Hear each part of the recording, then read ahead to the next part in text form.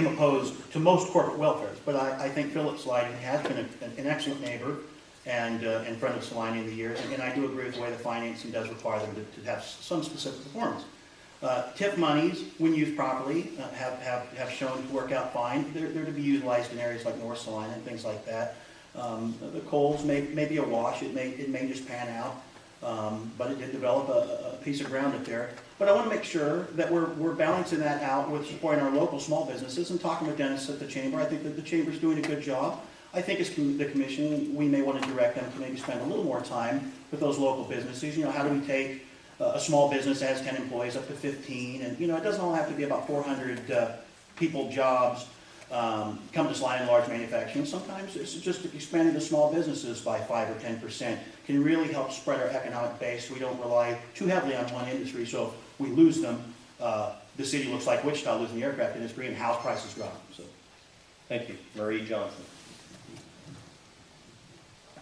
As far as incentives, I want to look at small businesses. We always say that small businesses are the backbone of our economy until it comes down to really putting our money where our mouth is. Incentives, I do believe, should apply to the small businesses, and I would look at utilizing our local banks and looking at revolving loans and maybe guaranteeing some of the loans based on that to extend the small businesses.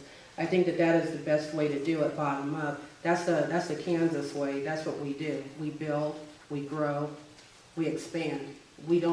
Do not ever forget that. We don't need to bring the big businesses in. We need to build bottom up and support those. The Chamber is doing an excellent job. Please check out their website to see some of the stuff that they're doing. Thank you. Abner Pernick.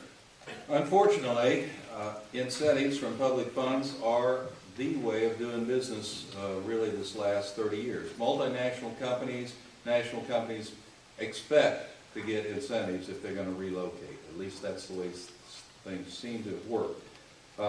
The one incentive that was the toughest for me, and I was directly involved, was mentioned by Mr. Pittenger in his comment, and that was the Coles.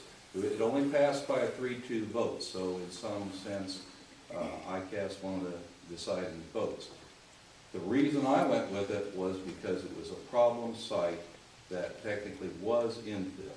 If we hadn't let Coles develop there with a tip, we would still have a big mud hole in the middle of South Salina development. Thus far, we have, I hate to use the old term lucked out, but it's true. The tax income that goes back to pay for the public improvements, some $3 million worth, is coming in an adequate amount. Thank you. Barb Shirley.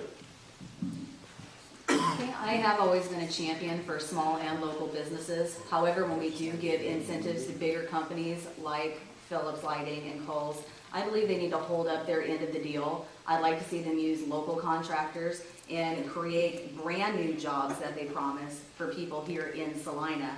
If they can't hold up that end of the deal, then they should be paying some of their monies back to the city. Thank you. James Blackwell. As a small business owner, I pretty well feel like I'm in a win-win